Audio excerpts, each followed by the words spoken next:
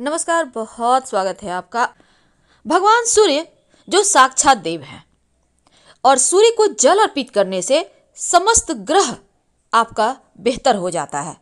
सिर्फ अकेले सूर्य ही ऐसे देव हैं जिनकी पूजा करके आप अपनी कुंडली के सभी ग्रहों को बेहतर कर सकते हैं, अपने पक्ष में कर सकते हैं।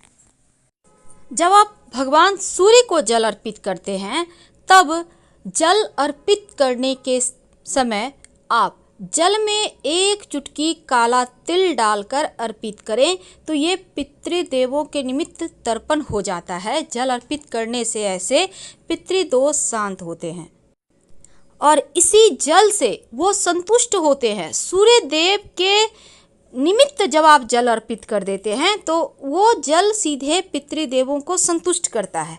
उनके जो मार्ग में अवरोध है वो समाप्त होकर उनके मार्ग में प्रकाश डालता है। तो ये तो थी सूर्य को जब जल अर्पित करेंगे तो फिर आपको काला तिल डालकर अर्पित करना है।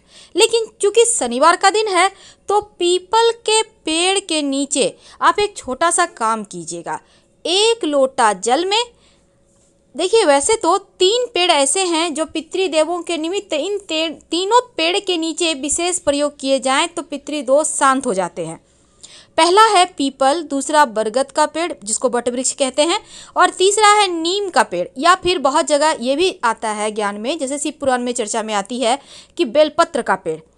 तो नीम या बेलपत्र में से कोई एक और पीपल और बरगद, किसी भी 3 पेड़ के नीचे अगर पितृ एकादशी, इंदिरा एकादशी के दिन एक लोटा जल में 1 चुटकी काला तिल, 1 चुटकी जौ और थोड़ा सा कुसा घास डालकर उनके निमित्त तीनों पेड़ के नीचे अर्पित किया जाए तो आपके पितृदोषों का, कुंडली के बड़े से बड़े दोषों का निवारण हो जाता है।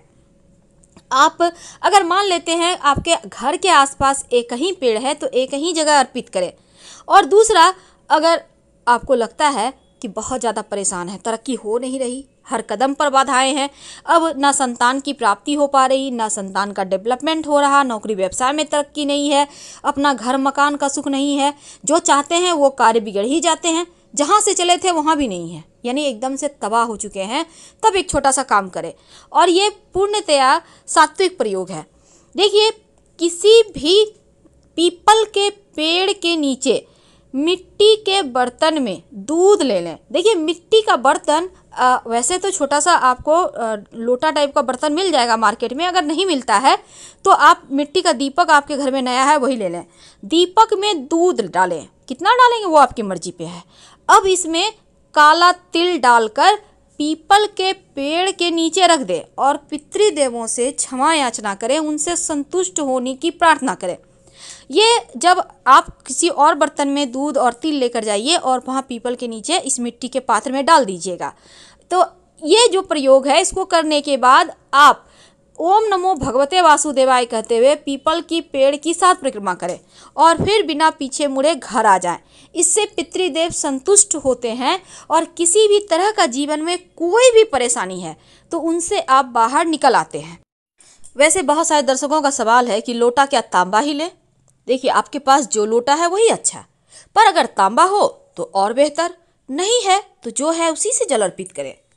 जिस तरह से स्नान को भोजन से ऊंचा माना जाता है तो पुलत्स्य जो ऋषि थे उन्होंने भी कहा है कि स्नान के बिना ना तो शरीर निर्मल होता है और ना ही बुद्धि।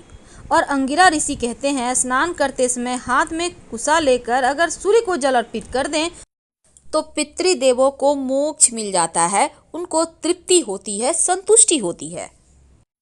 से बताएंगे कि जब आप सूर्य का तांत्रिक मंत्र का जप करते हैं, सूर्य को जल देते समय, तो उसके विशेष फायदे आपको कैसे मिलते हैं और जीवन की समस्त मुश्किलों से आप कैसे आसानी से बाहर आ जाते हैं।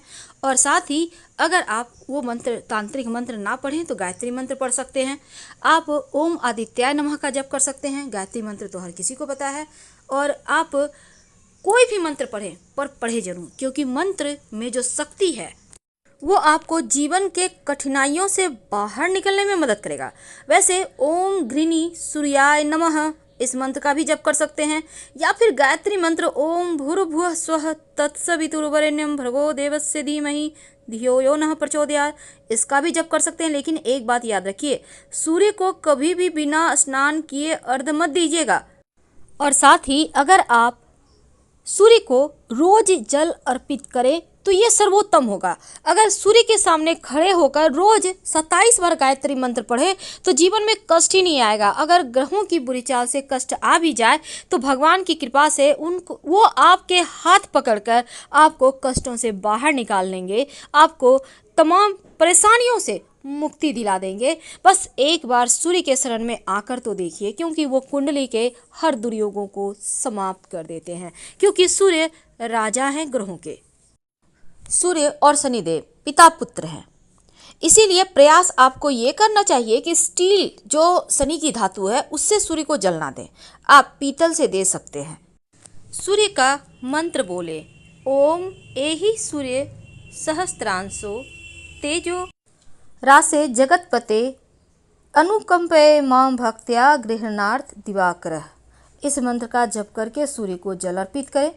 इसके बाद सीधे हाथ की अंजुरी में जल लेकर अपने चारों ओर छिड़के, फिर जहां पर आप खड़े हैं वहीं पर आप खड़े होकर हनुमान चालीसा पढ़े। लेकिन अगर पितृदोष हो तब पितृदेवों के निमित्त उनको प्रसन्न करने के लिए लोटे में सूर्य को जल अर्पित करने के बाद 1 लोटा जल में 1 चुटकी काला तिल डालकर आप दक्षिण दिशा की तरफ पितृदेवों के निमित्त जल अर्पित कर दें।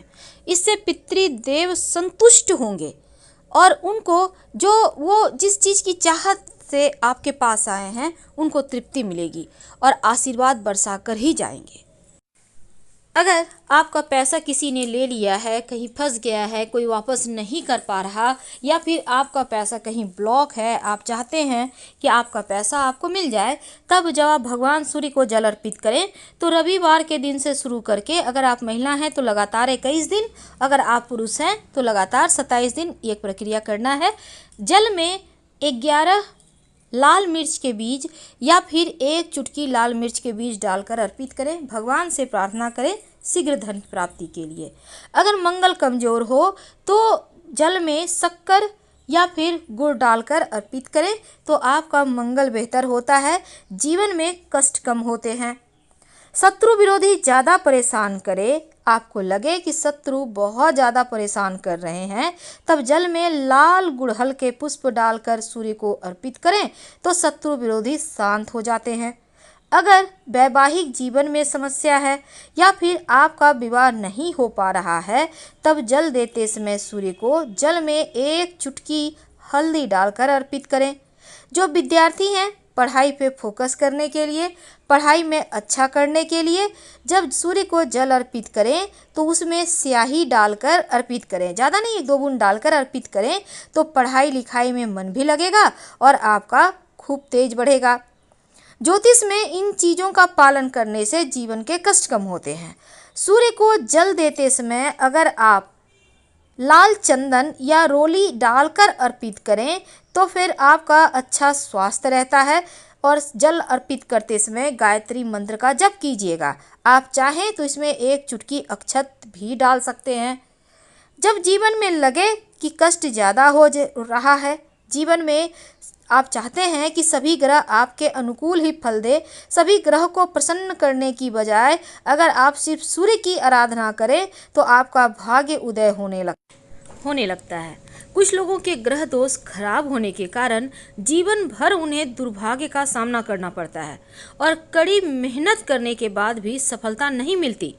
तो रविवार के दिन 9 ग्रहों के अधिपति हैं जो सूर्य, उनका ही दिन है और इस दिन छोटा सा प्रयोग जरूर करें। वैसे इस दिन तंत्र शास्त्र में धन प्राप्ति के लिए एक रामबाण उपाय बताया गया है जो कि आपके जीवन के जो दुर्भाग्य हैं उनसे छुटकारा आपको दिलाएगा। एक छोटा सा प्रयोग करें। क्या करेंगे? देखिए, रविवार के दिन सूर्योदय से 1 घंटा पहले उठिए, स्नान वगैरह कर लें। अब ओम घृणी सूर्याय नमः, ओम घृणी सूर्याय नमः 108 बार जप करें और अपने सामने की स्टील या चांदी के बर्तन में आप जल में थोड़ा सा दूध डालकर रखिए। जब मंत्र 108 बार पूरा आप जप लें फिर आप उस जल को भगवान सूर्य को अर्पित कर दें, तो ऐसा करने से आपकी सभी मनोकामनाएं पूर्ण हो जाती है। अगर उतना ना भी कर पाए तो सिर्फ 1 लोटा जल में 1 चुटकी हल्दी या फिर रोली डालें। इसके साथ 1 चुटकी अक्षत, काला तिल, थोड़ी सी मीठी वस्तु। अगर तांबे का लोटा है तो लोटे में मीठी वस्तु न डालकर हाथ में लेकर अर्पित कर दें और फिर जल अर्पित करें तो उत्तम रहेगा। लेकिन अगर आपकी कुंडली में कैसा भी दोष हो, उससे मुक्ति पाने के लिए एक और छोटा सा प्रयोग आप कर सकते हैं इस पितृ एकादशी के दिन।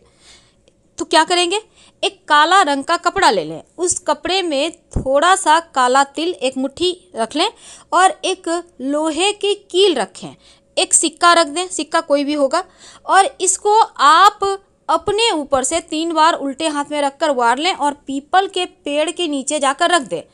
और शाम में एक दिया जरूर पीपल के नीचे जलाइएगा और बिना पीछे मुड़े आप घर आ जाएं। आपके जीवन से हर कष्ट, हर बाधाएं दूर हो जाएंगी। तो फिलहाल विदा लेंगे। हर हर महादेव।